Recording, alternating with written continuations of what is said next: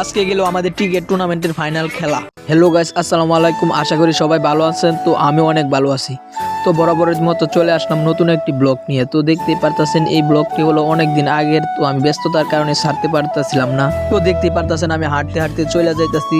তো অবশেষে চলে আসলাম হাঁটতে হাঁটতে দোকানে। তো দোকানে আইসা দেখি কেউ নাই, সবাই নাকি চলে গেছে। তো অবশেষে আমি হাঁটতে হাঁটতে চলে আসলাম আমাদের খেলার মাঠে।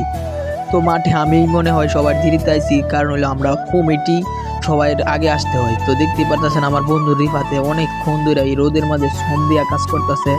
তো আমি অনেক দেরি করে আইছি। তো দেরি করে আয়া দেখতেছি মাটির যত যাবতীয় কাজ আছে সব বন্ধু রিফাতে একা একা করতেছে, আর ওরা মাইক বাজাইতেছে।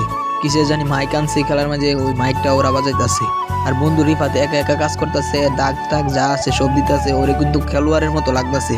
আমি তো প্রথমে ভাবছিলাম কোনোখানের হায়ারের খেলোয়াড় কইরা, পরে দেখি না, এটা দেখি আমার বন্ধু রিফাতে। তো পরে মূলত খেলাটা হয়েছিল ঝালকান্দা বনাম বালুয়াঘাট ক্রিকেট একাদশ।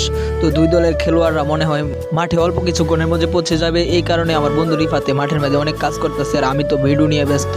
তো ওই যে ওইখানে দেখতে পাচ্ছেন, ওইখানে আমার দুই বন্ধু একা একা বসে বসে মাইক বাজাইতেছে, আর এই বন্ধু রিফাতে একা একা ওইখানে কাজ করতেছে। ওদের দ্বারা আমি আসলাম, আয়সা বললাম এই কিরে তোরা যাস না কেন? ওরা বসে বসে খালি হাসে আর যায় না। তো অবশেষে দুই দলের খেলোয়াড় আমাদের মাঠে প্রবেশ করছেন।